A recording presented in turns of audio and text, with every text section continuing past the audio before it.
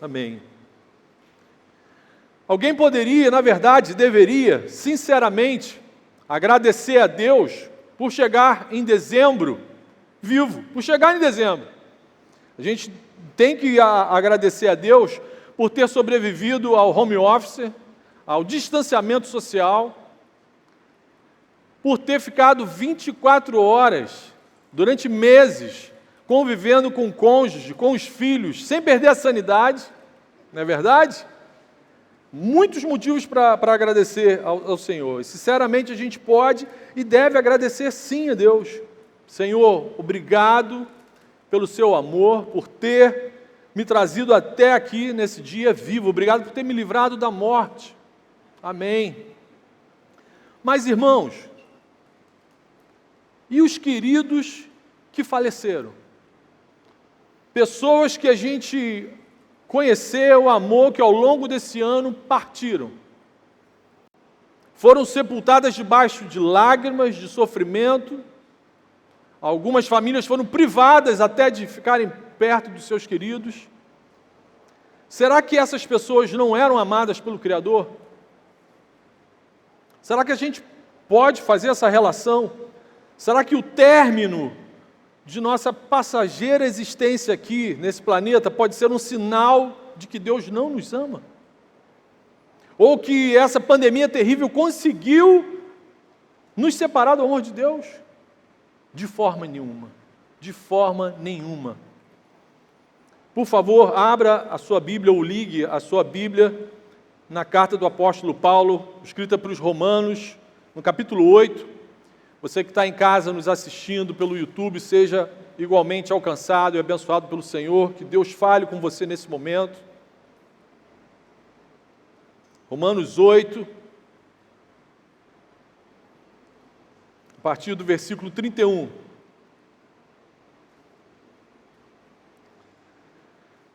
O apóstolo Paulo começa assim: que diremos, pois, diante dessas coisas? Se Deus é por nós, quem será contra nós? Aquele que não poupou o seu próprio filho, mas o entregou por todos nós, como não nos dará juntamente com ele e de graça todas as coisas? Quem fará alguma acusação contra os escolhidos de Deus? É Deus quem os justifica. Quem os condenará? Foi Cristo Jesus que morreu e mais, que ressuscitou e está à direita de Deus e também intercede por nós. Quem nos separará do amor de Cristo? Será tribulação ou angústia, ou perseguição, ou fome, ou nudez, ou perigo, ou espada? Como está escrito: por amor de ti enfrentamos a morte todos os dias. Somos considerados como ovelhas destinadas ao matadouro. Mas em todas essas coisas somos mais que vencedores por meio daquele que nos amou. Pois estou convencido de que nem morte, nem vida, nem anjos, nem demônios, nem o presente, nem o futuro, nem quaisquer poderes, nem altura, nem profundidade, nem qualquer outra coisa na criação será capaz de nos separar do amor de Deus que está em Cristo Jesus, nosso Senhor. Aleluia, aleluia. Você pode louvar ao Senhor aí com o seu coração, com a sua alma. Que texto fabuloso, irmãos. Que porção apaixonada, carinhosamente apaixonada que Paulo escreve para uma igreja que até então ele não conhecia, ele ainda não tinha conhecido a igreja em Roma, os seus irmãos em Roma. E aí Paulo faz um tratado teológico sobre a fé cristã, e aí no capítulo 8 ele escreve sobre Jesus de uma forma maravilhosa, encantadora. Grave isso em sua mente, em sua alma. Nada pode nos separar do amor de Deus. Nenhuma circunstância, nenhuma criatura, nenhum poder. Nada nesse universo pode separar a gente do amor de Deus que se manifestou através de Jesus Cristo. Paulo não está falando de um amor genérico, Paulo não está falando de uma força cósmica que conspira a nosso favor, não. Paulo está falando de uma pessoa. Esse amor tem nome, esse amor foi palpável, as pessoas tocaram nesse amor, se chama Jesus Cristo. Aleluia! Nesse texto maravilhoso, o apóstolo Paulo deixa fundamentado, deixa registrado o quanto Deus nos ama, Um inimaginável amor. Amor que a gente tem dificuldade de fato de compreender. Mas como é bom ser alvo desse amor. Aleluia, aleluia. Esse amor da parte de Deus que jamais nos abandona é Jesus Cristo. Só quem teve um encontro real com Jesus sabe exatamente do que o apóstolo Paulo está falando. Ao longo do capítulo 8, depois se você tiver a oportunidade de ler o capítulo inteiro, maravilhoso. Ao longo desse capítulo, Paulo vai nos informar, vai assumir sim, que nesse planeta redondo e azul, a gente ainda vai, nesse momento, passar por momentos de dor, aflições, sofrimento, lágrimas. Mas quem é de Jesus não caminha para um fim num túmulo gelado e frio. Não, de forma alguma. Quem é do Senhor, quem é alvo do amor do Senhor, está caminhando para um destino certo, para a glorificação do nosso corpo, para a ressurreição da nossa vida. Irmãos, nesse exato momento, Deus está conduzindo a gente para esse momento glorioso, para a gente encontrar Jesus face a face.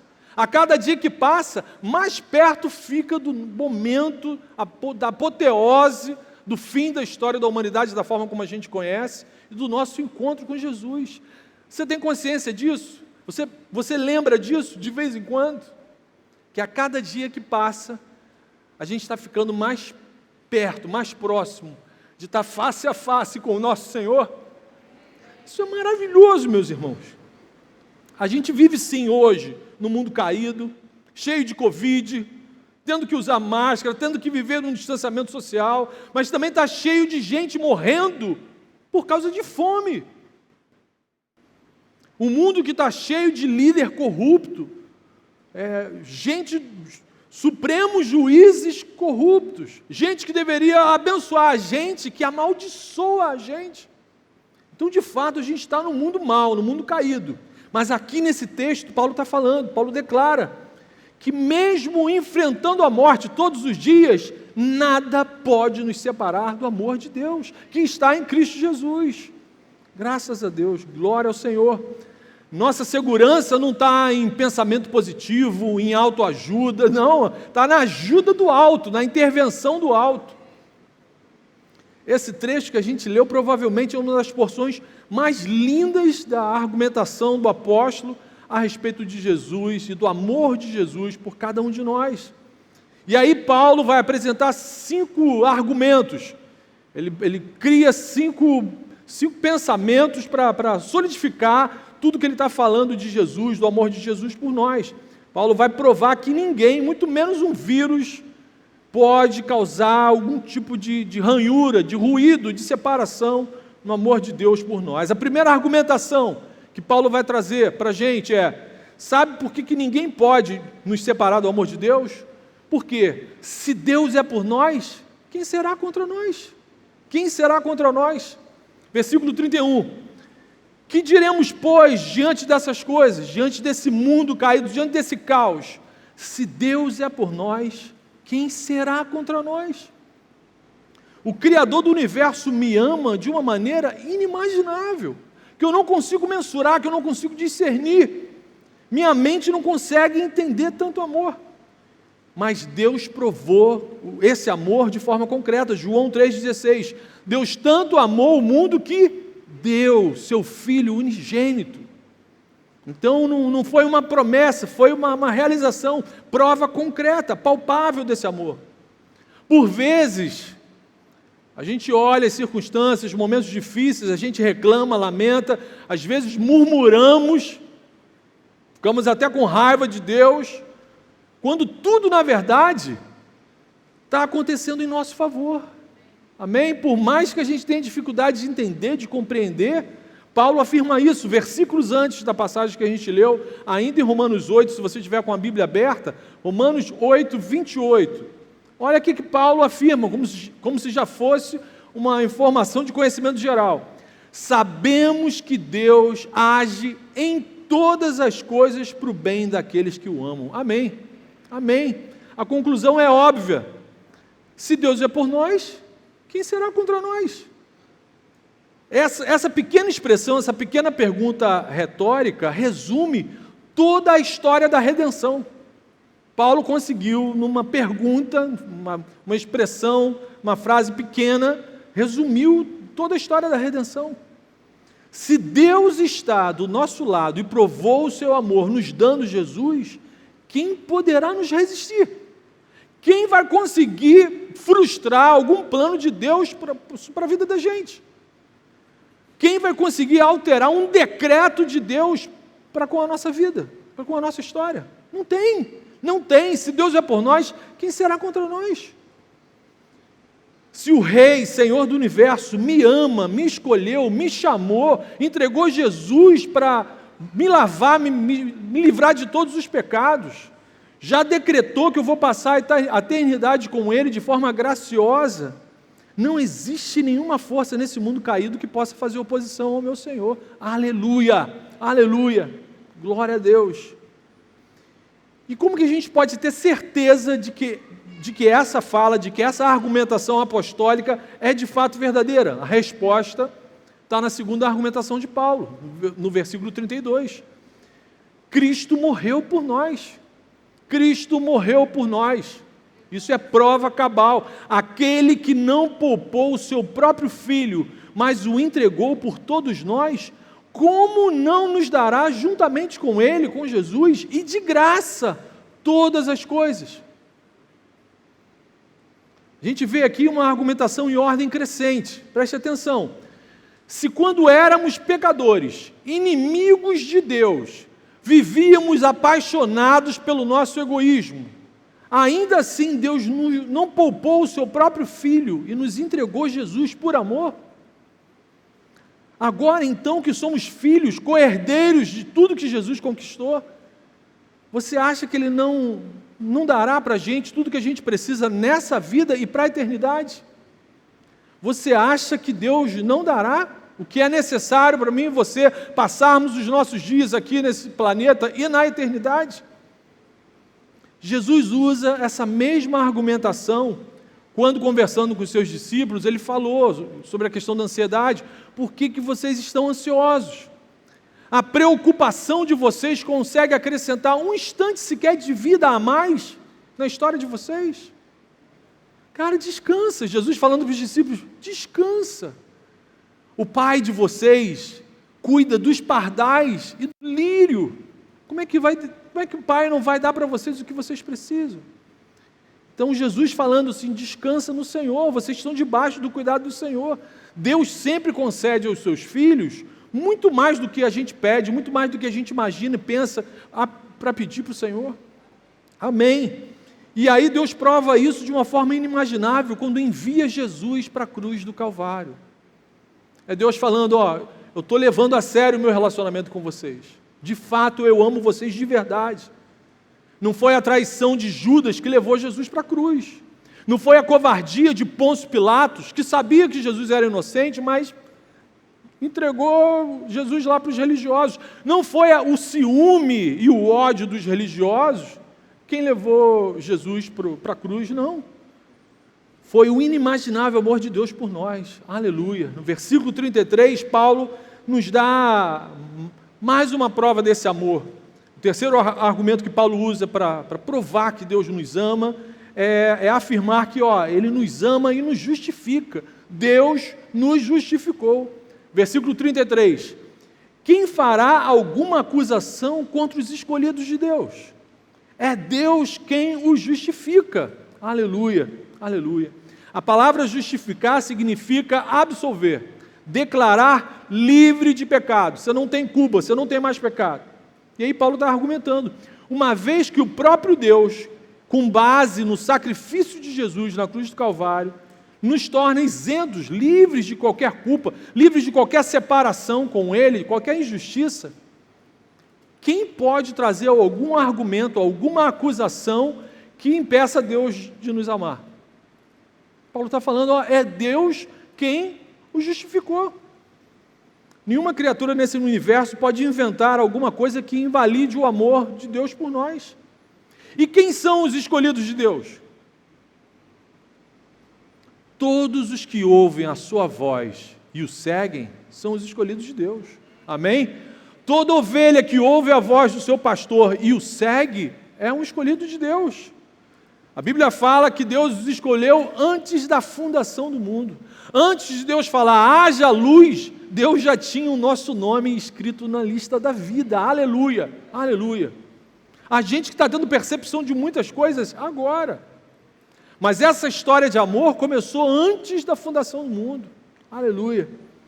Quando Deus declara que um pecador, por crer em Jesus, foi justificado por Cristo, isso se torna uma declaração inalterável, não tem volta.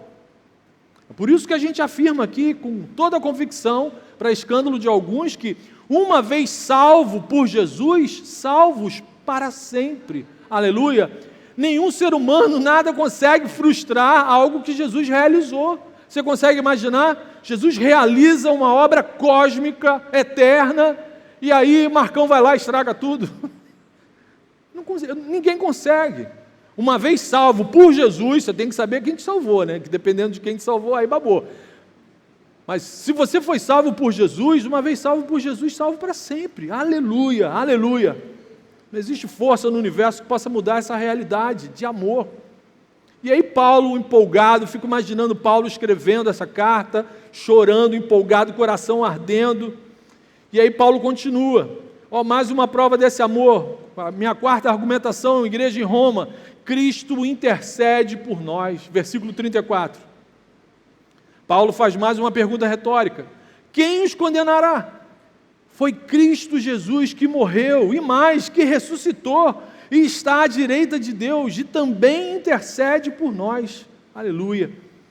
Cristo expressou o seu amor, morrendo por nós, sofreu o nosso castigo, carregou a nossa cruz, bebeu sozinho o cálice da ira santa e justa de Deus, cálice que era para ser derramado sobre a nossa vida, foi exaltado, foi glorificado, Ele ressuscitou. Nesse exato momento, Ele intercede por nós. Irmãos, o que significa isso, interceder por nós na prática? O que a Bíblia está afirmando? Que nesse exato momento, Jesus está cuidando da gente, Jesus está cuidando dos seus, Jesus sabe como é que está batendo o seu coraçãozinho, Jesus sabe como é que está a sua oxigenação, Jesus sabe como o seu corpo está funcionando, e Ele está cuidando da gente, como um pai cuida do seu filhinho, do seu bebê. Ele continua sendo o nosso bom pastor. A gente jamais vai ficar abandonado à própria sorte. É Jesus quem intercede por nós, é Ele quem ouve e responde às nossas orações. Por isso que a gente afirma para todo mundo que a gente não precisa de despachante religioso para fazer uma ponte entre a gente e Deus. A gente não precisa de padroeiro, a gente não precisa ser devoto de nada, a não ser de Jesus, o sumo pontífice. Amém? Ele é a nossa única ponte de ligação com o Pai e é aquele que intercede por nós diante do Pai. Obrigado, Jesus, obrigado, Jesus. Existem pais e mães nesse planeta que, por causa de uma série de motivos, às vezes acabam abandonando os seus filhos. Mas nós jamais seremos abandonados pelo Senhor. Nós jamais seremos abandonados pelo nosso Senhor. E aí do versículo 35 ao 39, Paulo chega numa culminante exposição, uma conclusão maravilhosa. Quinta argumentação. Cristo nos ama com um inimaginável amor. É um amor imenso. Diante de tudo que foi apresentado para vocês, Paulo conclui fazendo uma outra pergunta retórica, mas uma pergunta que ele já possui a resposta. Versículo 35. Quem nos separará do amor de Cristo? Diante de tudo que eu expus para vocês. Quem nos separará do amor de Cristo? E aí ele faz um inventário, ele faz uma lista de desgraças. Será tribulação, ou angústia, depressão, ou perseguição, fome, nudez, carência de tudo, perigo de morte, a espada, ou um vírus da Ásia. Mesmo enfrentando a morte todos os dias, somos mais que vencedores em Cristo Jesus, aleluia. Aí ele continua, versículo 38, eu estou convencido de que nem morte, nem vida, nem anjos, nem demônios, nem o presente, nem o futuro, nem quaisquer poderes, nem altura, nem profundidade, será capaz, nem qualquer outra coisa na criação será capaz de nos separar do amor de Deus, que está em Cristo Jesus, o nosso Senhor. É Ele que é o regente da nossa história, Ele que é o regente da nossa vida. Aleluia. Irmãos, que declaração Que constatação gloriosa! Que amor é esse? Isso tem que deixar a gente ainda mais apaixonado por Jesus, ainda mais encantado por Jesus, ainda mais constrangidos diante de um amor como esse. Se você tem uma breve noção de quem você é, você deve ficar constrangido. Senhor, por que o Senhor me ama dessa maneira? Que amor é esse? E aí Paulo, cheio do Espírito Santo, conclui, diante de tudo o que Jesus fez e faz por nós, nenhum problema, nenhuma situação difícil, por pior que seja, nem a morte, nem a falência da nossa energia vital, vai nos separar do amor de Cristo. Aleluia. E aí Paulo afirma, muito pelo contrário, em todas essas situações que em nossas avaliações nós julgamos como difíceis, somos mais que vencedores, mais que vencedores. E aí no grego, essa expressão mais que vencedores é escrita com uma palavra só, hipenikomen, hipenikomen, que significa hipervencedores, vencedores além da conta, completamente vencedores, impossível de perder. Obrigado, Senhor. Aquele que é alvo do amor de Jesus nunca perde. Aleluia, aleluia. Mesmo quando o mal se levanta contra a gente, Deus transforma isso em bênção para a gente. Aleluia, aleluia. Quanto mais perseguiram a igreja, mais ela cresceu e se espalhou. Quanto mais perseguiram a Bíblia, mais ela cresceu e se espalhou. Paulo lista 7 situações que potencialmente poderiam causar uma ranhura, uma rupção, ameaçar o nosso relacionamento com Cristo. Todas essas situações vividas por Ele. Ele está falando de experiência própria. Tribulação, depressão, perseguição, fome, nudez, perigo e ameaça real de morte. Eu não sei por quantas situações dessas você já passou, você já experimentou. Mas nosso irmão Paulo, mesmo passando pelo que passou, ele fala, estou convencido, convicto disso, de que nenhuma desgraça nesse mundo vai conseguir me afastar da graça divina, do amor de Deus por nós. Aleluia, aleluia. Irmãos, diante de tamanha revelação, o que faremos, pois, diante dessas coisas? Primeira aplicação. Irmão, não tenha medo, nem da vida, nem da morte, amém? Não tenha medo, nem da vida, nem da morte. Não há nada a temer. Se Deus é por nós, quem será contra nós? Você está com medo de quê? E eu reconheço, existem medos que foram dados pelo Senhor para a gente sobreviver. Né? Você vai numa praia, tem uma plaquinha, está cheio de tubarão, é bom você não entrar, né? É bom você, prudência não é pecado, né? Medo de atravessar a rua de olho fechado. Então, assim, alguns medos são saudáveis. Agora, Paulo está falando, olha, cara, viva sem medo, viva sem preocupação. Não tenha medo nem da vida, nem do que está acontecendo agora, nem do que vai acontecendo por vir. Não há nada a temer. A gente precisa começar o nosso dia convicto dessa verdade, amém, irmãos?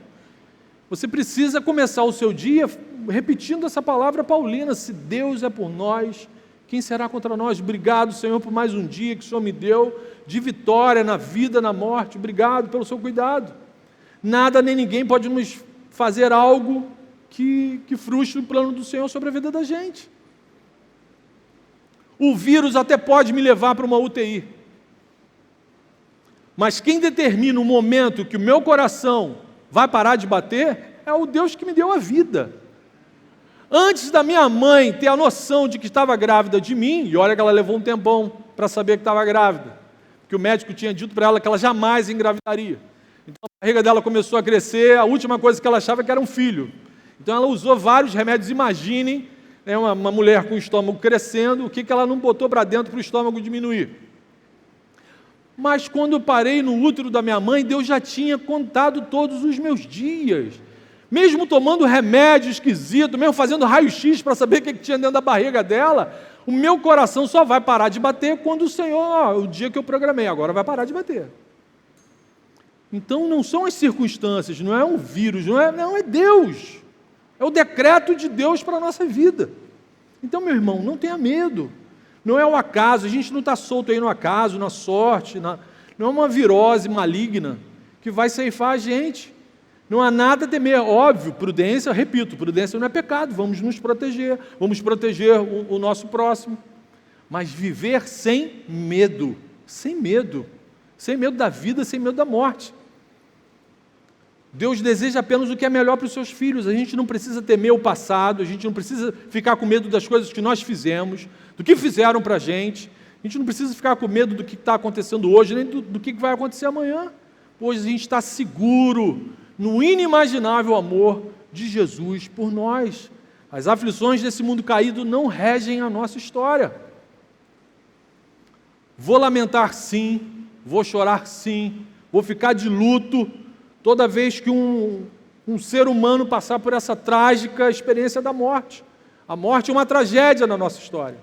Jesus ensinou a gente como deve ser o nosso comportamento diante da morte dos nossos queridos. Jesus chorou quando recebeu a notícia de que Lázaro estava morto. Então a gente tem que chorar sim, tem que se lamentar sim, tem que viver o luto sim. Mas a morte não encerra a nossa história, aleluia, a morte não encerra a nossa história, Jesus a venceu, e qual foi a promessa dele? Aquele que crê em mim, ainda que morto, viverá, aleluia, aleluia. O que Filipe falou no domingo passado?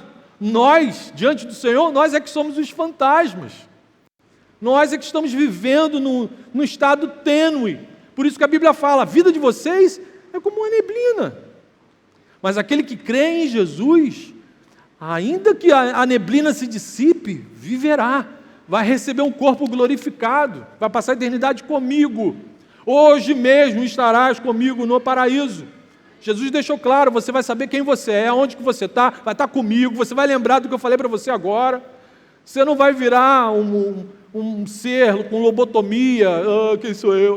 Não, você não vai perder sua identidade, não. Você vai lembrar da pregação do Marcão, porque a amnésia a gente não vai ter na eternidade. Aquele que crê em mim, ainda que morra, viverá. Eu estou convicto dessa verdade. Eu estou convicto dessa verdade. Então, meu irmão, a próxima aplicação, nossa segunda aplicação é: esteja convicto dessa verdade, amém? Saia daqui convicto dessa verdade. Estou convencido, estou convicto disso. Jesus é Deus fiel, tudo que Ele prometeu até agora se cumpriu, meu irmão. Ele ainda nos deu o Espírito Santo como penhor, como garantia de que tudo que está na sua palavra é verdade. Creia nisso. E se você está aqui hoje à noite, nesse momento, e ainda não tem certeza da sua reconciliação com Deus, meu querido, você está no lugar certo. Hoje também é noite de salvação. Onde Jesus está presente, alguém é salvo, aleluia. Onde Jesus está presente, a salvação está com Ele. Então, meu irmão, se você tem dúvida, clame por Jesus agora, aí no seu lugar. Jesus, me envolva com seu amor. Jesus, me lave, me purifique das minhas confusões, dos meus pecados, me purifica de toda injustiça. Senhor, eu quero sair daqui com a certeza do apóstolo Paulo, com a certeza do Marcão, que o meu nome está escrito no livro da vida, que o Senhor me ama. Não saia daqui essa noite sem essa convicção. Terceira aplicação. Irmãos, diante desse amor constrangedor, lute por uma vida santa, amém? Lute por uma vida separada para o Senhor, lute por uma vida que engrandeça o Senhor, um testemunho que não envergonhe o Evangelho, um testemunho que não envergonhe a Igreja de Cristo, um testemunho que não envergonhe seus irmãos. Lute por uma vida santa, se esforce, busque uma vida coerente com esse amor que você recebe de Jesus. A gente está livre da escravidão do pecado, a gente ainda se acidenta com ele, mas ele não manda mais na gente. A gente está livre do domínio das trevas, Satanás não pode nos tocar, ele pode perturbar, fazer barulho, mas tocar não pode. A gente está vacinado com uma vacina boa contra a morte eterna, amém? Eu vou viver para sempre, não sei você, eu vou viver para sempre. Então, meu irmão, nos cabe agora, como que eu vou responder a tanto amor? Eu vou buscar ter uma vida santa. Deus não espera a perfeição da gente, mas Ele espera esse desejo compulsivo de ter um testemunho que seja coerente com o amor que a gente recebe do nosso Senhor, amém? Lute por uma vida santa, lute por um testemunho que engrandeça o Senhor, que as pessoas olhem para você e queiram conhecer o Deus que você serve. Ame o seu próximo da forma como Jesus tem amado a gente. Trate as pessoas à sua volta, mesmo de máscara, com a graça que você tem recebido de Jesus. Busque os dons do Espírito Santo, meu irmão. Busque os dons do Espírito Santo. Ore mais, se apaixone mais pela palavra, leia mais a sua Bíblia. Isso é lutar por uma vida santa. Amém? Isso é desumano. Isso que a gente pode fazer para o Senhor é algo que não está ao nosso alcance e não é na força do nosso braço. Jesus enviou o Espírito Santo para ajudar a gente a viver isso. Mais uma coisa que me encanta no cristianismo: o Senhor Jesus não envia a gente para fazer nada sozinho. Ele sempre está com a gente. Aleluia, aleluia. Pois estou convencido de que nem morte, nem vida, nem anjos, nem demônios, nem o presente, nem o futuro, nem quaisquer poderes, nem altura, nem profundidade, nem qualquer outra coisa na criação será capaz de nos separar do amor de Deus que está em Cristo Jesus, o nosso Senhor. Aleluia, aleluia. Senhor, muito obrigado, Senhor, pelo seu amor, muito obrigado pela sua palavra, Senhor. Obrigado pelo teu Santo Espírito que nos encanta, nos enche, nos leva até o Senhor. Muito obrigado por isso, Jesus. Obrigado pela sua palavra, obrigado pela certeza que nunca o Senhor nos abandonará. Muito obrigado por isso, Senhor. Nesse momento, Pai, eu te peço que o Senhor restaure todo aquele que ainda está abatido, que o Senhor console todo o coração que ainda está triste, de luto aqui, Senhor, e que o Senhor cure todos os que estão doentes, Senhor, por favor, Deus. E a nós todos, Senhor, santifica-nos, Senhor, santifica-nos, incendeia a tua igreja com o teu Espírito, Senhor, que sejamos cheios do teu Espírito Santo, uma igreja santa, Senhor. Enche essa tenda de pessoas cheias do Senhor, por favor. Que o nosso bairro se curve a Cristo, que a gente ganhe essas pessoas para o Senhor, para a glória do teu nome, Senhor. Ajuda a gente agora nesse momento a sondar nosso coração. Nos dê, Senhor, assento, a tua mesa, a tua ceia, Senhor. Lava-nos com teu sangue, perdoa a gente de qualquer tipo de ruído que atrapalhe a nossa comunicação com o Senhor. Por favor, Deus. E muito obrigado. Recebe, Senhor, a nossa adoração, o nosso louvor, a nossa gratidão, o nosso encanto, Senhor. Como amamos o Senhor, Senhor, como a gente fica feliz de ter sido escolhido pelo Senhor, chamado pelo Senhor, salvos pelo Senhor. Muito obrigado por isso, Senhor. Ajuda a gente a viver de tal forma que o Senhor se alegre com o nosso testemunho. Isso que eu te peço, Pai, em nome de Jesus. Em nome de Jesus. Amém.